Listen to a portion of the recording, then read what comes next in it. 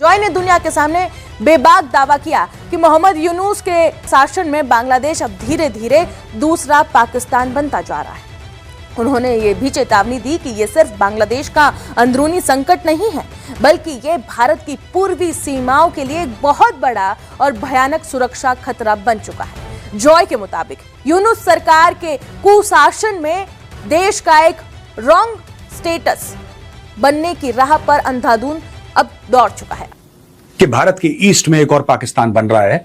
He is the one who said it. और ये शेख हसीना के बेटे हैं, वो कहते हैं कि बिल्कुल पाकिस्तान की, भारत के पूर्व में पाकिस्तान की एक डुप्लीकेट कॉपी तैयार हो रही है, जो सोच में, विचार में, एटीट्यूड में बिल्कुल पाकिस्तान है। कि बेटे ने बड़ी इंटरेस्टिंग बात की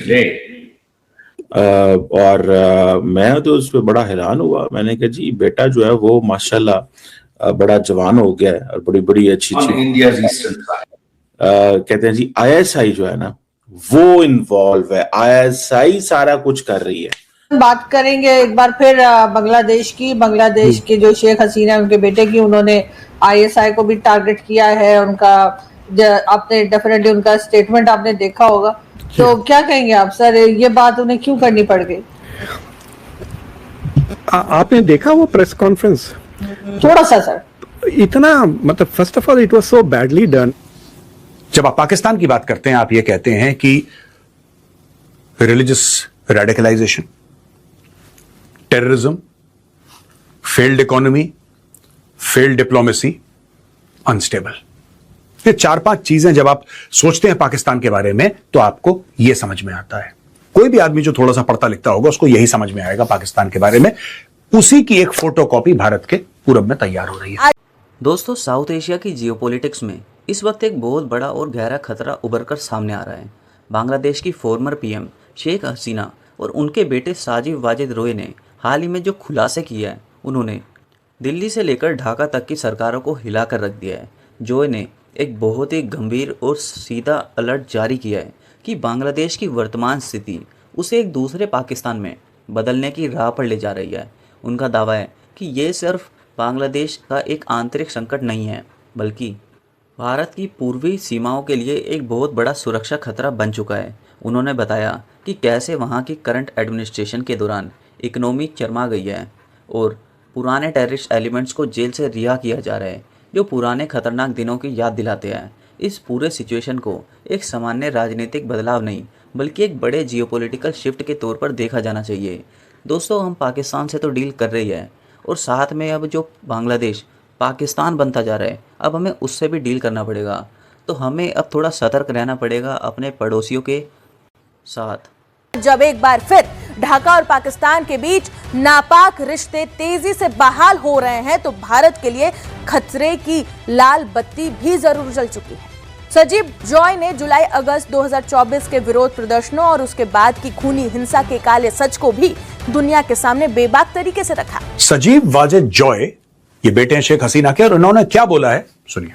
What should concern India most is Bangladesh has become another Pakistan on India's eastern side. जो मैंने शुरुआत करी थी ना वीडियो की, कि भारत के ईस्ट में एक और पाकिस्तान बन रहा है, he is the one who said it.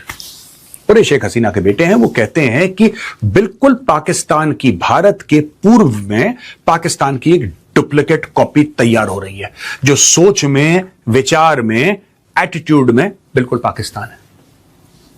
जब आप पाकिस्तान की बात करते हैं, आप ये कहते हैं कि religious radicalisation, terrorism, failed economy, failed diplomacy, unstable. ये 4-5 चीजें जब आप सोचते हैं पाकिस्तान के बारे में तो आपको यह समझ में आता है। कोई भी आदमी जो थोड़ा सा पढ़ता लिखता होगा उसको यही समझ में आएगा पाकिस्तान के बारे में। उसी की एक फोटोकॉपी भारत के पूरब में तैयार हो रही है। और ये करवा कौन रहा है दोस्तों, इसके ऊपर भी बात हो जाए। अच्छा, ये जो लड़ाई है, सबसे पहले मैं आपको यह बात बता दूं कि ये जो लड़ाई है बांग्लादेश नेशनलिस्ट पार्टी की और अवामी लीग की, ये लड़ाई बहुत पुरानी है। इन दोनों के फाउंडर कौन थे? जो अवामी लीग है, अवामी लीग के फाउंडर थे शेख मुजीबुर रहमान, बंगबंधु के नाम से लोग जानते हैं, father of the Bangladeshi nation, जिन्होंने पूरा जिन्होंने लीड करा पूरा मामला बांग्लादेश के इंडिपेंडेंस के लिए। अब बड़ी इज्जत थी, लेकिन वही चीज है कि बांग्लादेशी फौज किसी की इतनी इज्जत नहीं करती कि कुछ सालों के बाद उसको ना मारे तो उनको जान से मार दिया, और उन्हीं की फौज ने उनको जान से मार दिया। बांग्लादेश नेशनलिस्ट पार्टी के फाउंडिंग फादर थे जनरल जियाउर रहमान।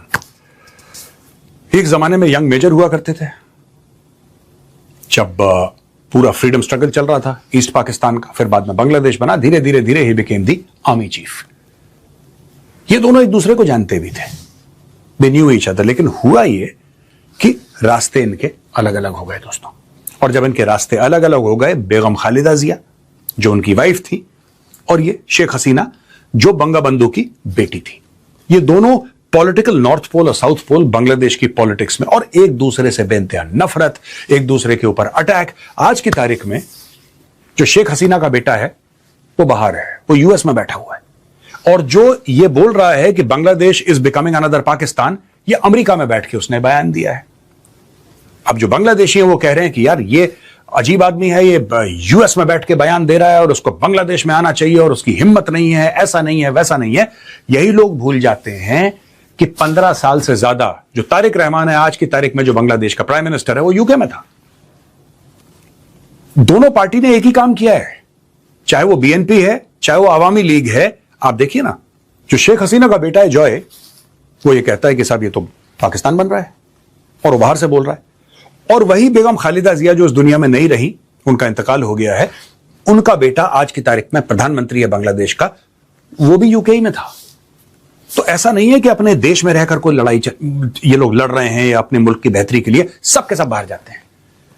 अब दोस्तों इसमें भारत के लिए, जो मैंने बोला था ना कि भारत के लिए डिप्लोमेटिक डिफिकल्टीज क्या होंगी, मैं आपको बताता हूं। जब भी कोई ऐसा देश होता है जहां पे पॉलिटिकल इंस्टेबिलिटी होती है, जैसे बांग्लादेश में है, लोगों को ये लगा कि इन्होंने प्रोटेस्ट करा, प्रोटेस्ट करके तारिक रहमान प्रधानमंत्री बने, फिर उसके बाद चुनाव जीता उन लोगों ने, लेकिन प्रोटेस्ट आज भी वहां पे प्रोटेस्ट हो रहे हैं। कि बेटे ने बड़ी इंटरेस्टिंग बात की, और मैं तो उस पर बड़ा हैरान हुआ। मैंने कहा जी बेटा जो है वो माशाल्लाह बड़ा जवान हो गया है और बड़ी बड़ी अच्छी कहते हैं जी आईएसआई जो है ना वो इन्वॉल्व है, आईएसआई सारा कुछ कर रही है।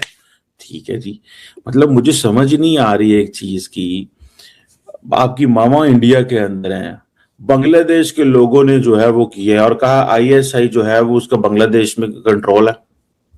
सुनिए कि क्या कहते हैं।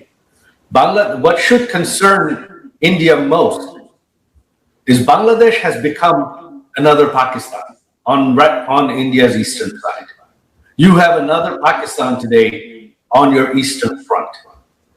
Foreign intelligence services, especially ISI, has an open hand. Militants, hundreds of convicted terrorists that our Awami League government arrested and convicted and put behind bars have been released from prison. Hizb ut-Tahrir marches openly. Al-Qaeda operatives speak at public rallies. This is what is happening in Bangladesh. And this does not portend well for India and the world at large. In the future, the next set of terrorists globally are going to be coming from Bangladesh, unless this is stopped now. And basically वो कह रहे हैं जी दुनिया को हम बताना चाहते हैं कि बांग्लादेश के अंदर अब दहशतगर्द आ गए हैं, हम नहीं है। अच्छा, ये बिल्कुल वही प्ले बुक है कि जो लार्जली अब क्योंकि ये पावर में नहीं है, प्राइम मिनिस्टर मोदी ने बड़ी कोशिश की इनको पावर में रखने की। दोस्तों, शेख हसीना का जो बेटा है उसके बयान से ये तो बिल्कुल साफ हो जाता है कि पड़ोसी क्षेत्रों में नए मैनेजमेंट चैलेंजेस और स्ट्रेटेजिक हर्डल्स तैयार हो रहे हैं। वहाँ हो रही आंतरिक गतिविधियों, एडमिनिस्ट्रेटिव डिसीजंस और सुरक्षा से जुड़े मुद्दों ने हालात को एक नया मोड़ दिया है। कई जगहों पर ऐसी आशंकाएं और घटनाओं की खबरें आई हैं जो सामाजिक स्थिरता और आपस के सहयोग के लिए एक बड़ी चुनौती बनी हुई है। इस तरह के हालात और बढ़ते हुए प्रभाव को देखते हुए सिक्योरिटी और डिप्लोमेटिक एजेंसीज के लिए ये एक गंभीर चिंता का विषय बन गया है। अगर वहाँ की स्थिति को समय पर नियंत्रित या बैलेंस नहीं किया गया तो आने वाले दिनों में रीजनल सिक्योरिटी डायनामिक्स पर इसका काफ़ी गहरा असर पड़ सकता है। आने वाले वक्त में डिप्लोमेटिक और स्ट्रेटेजिक लेवल्स पर इसका क्या परिणाम होगा, ये देखना हर अनुशासन और क्षेत्र के विशेषज्ञों के लिए बेहद महत्वपूर्ण रहेगा। दोस्तों, भारत को काफ़ी ज़्यादा सतर्क रहना पड़ेगा अब, क्योंकि बांग्लादेश के अंदर वैसे ही हालात ठीक नहीं है और बॉर्डर पर जो वो स्टेटमेंट्स देते हैं तो उनको भी दिमाग में रखते हुए भारत को अपनी पॉलिसी